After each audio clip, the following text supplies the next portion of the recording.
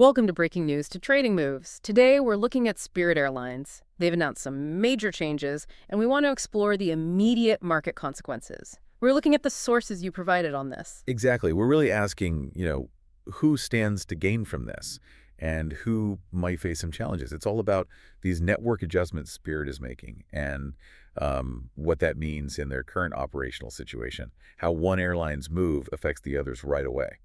Okay, so let's get straight to the news that kicked this off. Spirit Airlines, that's ticker SAVE, is pulling back quite a bit. They're suspending 40 routes. That starts in November. That feels like a pretty substantial network change. It is substantial. And you have to look at the context, too. They just brought in new leadership for network planning. Andrea Lusso, who used to be at Amazon. Oh, right, an outside hire. Yeah, and that kind of signals maybe a shift away from just growing route maps at all costs, which, is common for ultra-low-cost carriers. It suggests they're now focused more on, let's say, efficiency, profitable routes, cutting the less profitable ones. Yeah. Right. But these cuts aren't happening in isolation, are they? We already saw them furloughing flight attendants earlier this year, about a third, wasn't it? That's right. And then there was that August filing. That's really key here. The bankruptcy filing. Yes, the filing for a second bankruptcy planned for 2025. That filing sends a very clear message. It tells every vendor, every supplier, every aircraft lessor that there's significant financial stress. Yeah. It ramps up the worry for anyone doing business with them. So it makes creditors nervous, speeds up negotiations maybe? Absolutely. And for investors, it points to ongoing cash issues and makes you question how reliable their schedule can be long term. Okay, so 40 routes are disappearing and the airline's signaling financial trouble. When those ultra-low-cost seats vanish, it must create an opening, right? The sources mention capacity tightening on those routes, mainly U.S. leisure spots, which affects pricing. It does. It creates what we can call a capacity vacuum. And that vacuum is immediately good news for certain other airlines. Who benefits first? Well, first up are the legacy network carriers. Think about Spirit's role. They often set the lowest price point on a route. When they pull out of a leisure or sun route, that baseline low fare disappears.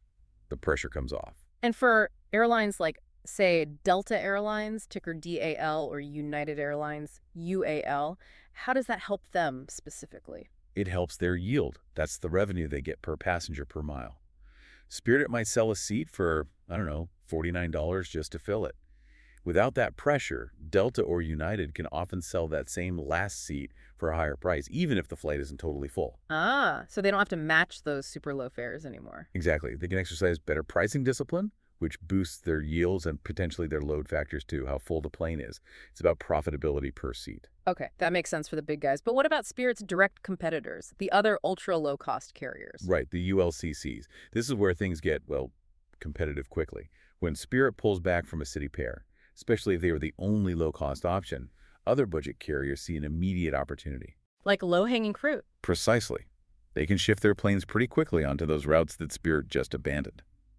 So we're talking about airlines like Frontier Group, ticker ULCC, and maybe Allegiant Travel, ALGT.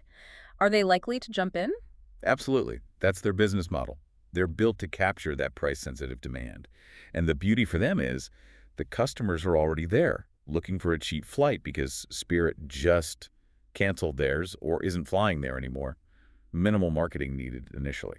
So speed is key for them, getting planes on those routes fast. Speed is critical.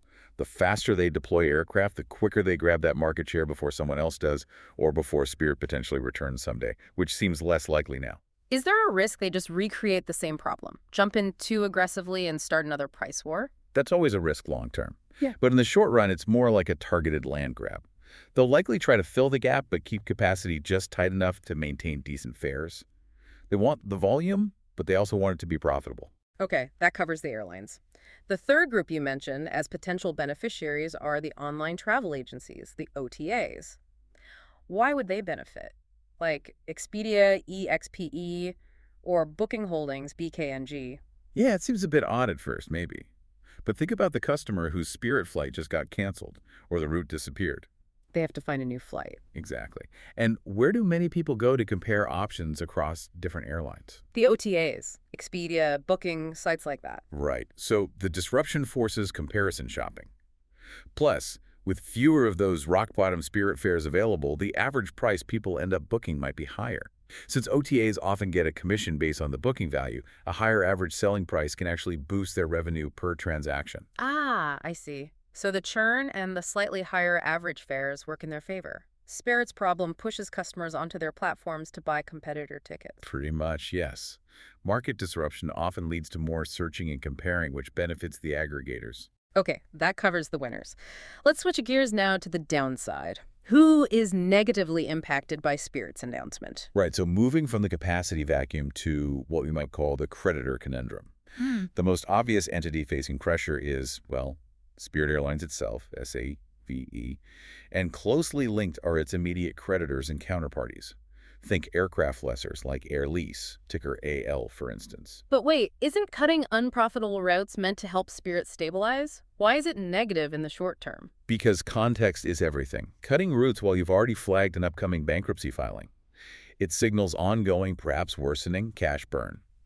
The market tends to see it less as strategic pruning and more as emergency action.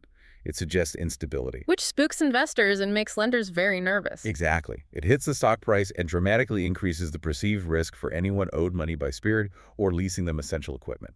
Their ability to pay becomes a bigger question mark. And that brings us to the aircraft lessors more broadly, right? Especially those with exposure to the kinds of planes Spirit flies U.S. leisure market narrow bodies. Yes.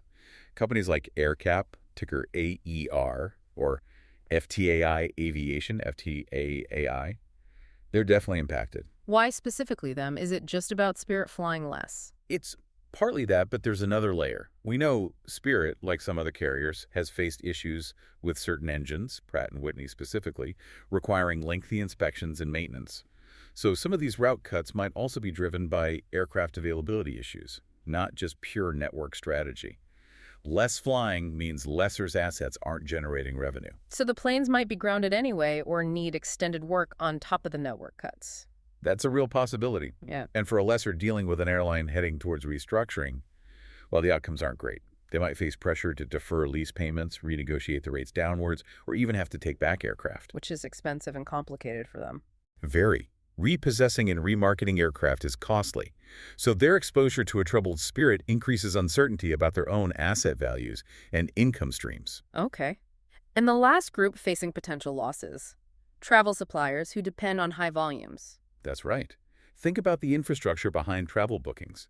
When a major ULCC like Spirit removes 40 routes, the total number of transactions just dips, temporarily at least. This affects companies that provide booking technology or platforms that rely on transaction volume. Names like Sabre, SABR, or even TripAdvisor, TRIP, in some aspects of its business. So fewer Spirit tickets being sold means fewer transactions flowing through Sabre system, for example, until someone else fills the gap. Precisely. Fewer seats being sold on those routes means fewer bookings, fewer opportunities for ancillary sales like bags or seat assignments that also run through these systems.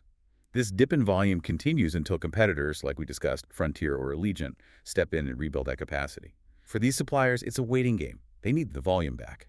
It really highlights how interconnected everything is. One airline's distress doesn't just stay contained. It creates openings for some and headaches for others almost immediately. It does.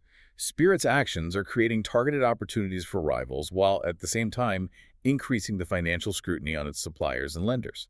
So wrapping this up, what should people be watching for next? I think the key thing to watch is the speed and profitability of the replacement capacity. How quickly do competitors like Frontier, ULCC, or Allegiant ALGT actually place planes on those abandoned routes? And critically, can they do it profitably? Or do prices just drop again? How long does it take for that market capacity to sort of rebalance itself? That's the real question. That makes sense, watching how quickly that vacuum gets filled, and by whom. Okay, that's all the time we have for today. Just a reminder, the views presented here are purely the opinion of the author and should not be considered as financial advice or recommendations to buy or sell any security.